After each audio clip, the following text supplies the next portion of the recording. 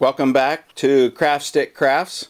I'm Brad Griffith, and these videos I'm making are kind of my goodwill towards my potential customers. They are my way of saying thank you and following our progress, and in and amongst these goodwill videos I show tips and tricks. So this weekend's project, I was mainly working on a miniature Space Needle, which you can find on some of my other videos. But in between all the drawing, we were making a miniature table saw and sander. I'll show you more details on that. But what we did, this one here is actually a repair of one I built. This is a rear end of a remote control car, and we hot glued a DVD disc to the tire, and then we spray adhesived a sanding disc to the DVD disc. On this particular side, we let's see, used some of this really good stuff. Stand by one moment, please. This plastic welder, it really does the job. We use that to glue a disc, a saw blade, to the remote control rear end wheel. And then we built the table itself, and it's a repair because the previous one we used too much hot glue and not enough real wood interior Elmer's glue, hint hint, found on our website. But this goes here to protect the user for the back of the saw blade, so that gets glued in place. This contraption here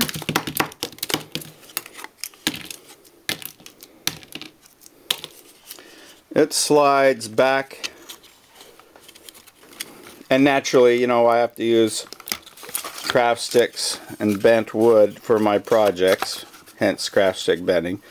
That glues up there for the sanding table, and there'll be a part 2 of this particular video to show you the end result. But what we do is we take apart a RC car from Goodwill, little plug advertisement for them, and bigger is not always better. This rear end was from an older car. It's a lot smaller, but when you plug it right in, which I'll show you that in a minute, it fires right up with no problem and can cut. This big rear end here, get this out of the way, I guess not. This is another one we're building, bigger rear end, and on this particular wheel we're going to get a sandpaper, and we're going to glue it to the wheel to make a sanding disc.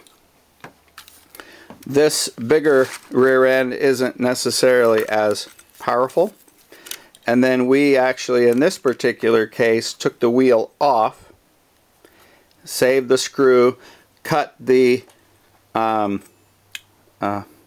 rim down to a size where we actually bought like a little Dremel saw blade, and then screwed it on there and centered it up the best we can.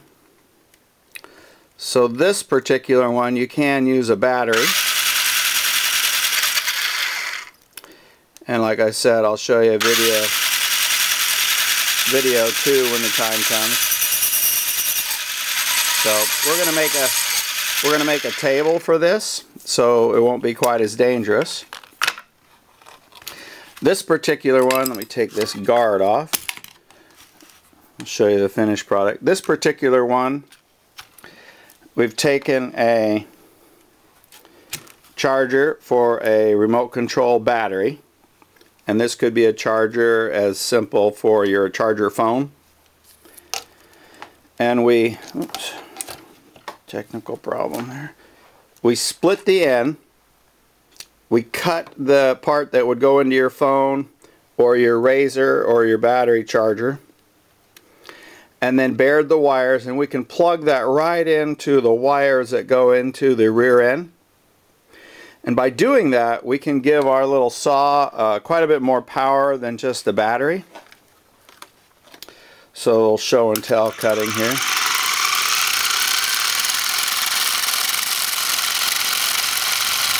And it wobbles a little bit, but that's kind of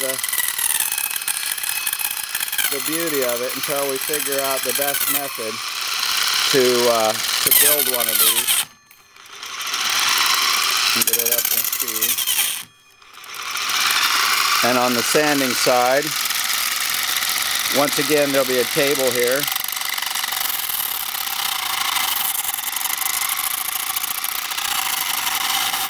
Now, it's not perfect, but when you're talking about having fun with motors and a remote control car that's just been sitting under the bed not doing anything, and you get a young engineer at your house who wants something unique and interesting to do, have them watch my websites. You can go to craftstickbending.com. Whoops. You can go to craftstickbending.com or go to pioneeringcompetitions.com. This one has a lot more to do with scouting, but if you go to the tech page, you can find our remote control cars and things that we tear apart and rebuild. One of the next remote control cars, motors we take apart, we're going to put one of these small sanding rings on a wheel, the axle or the wheel itself, and make a little sanding disc. So these are just, you know, interesting things. If you've got young engineers that want to make some attempt to fooling around with wood, and I'm encouraging woodworking.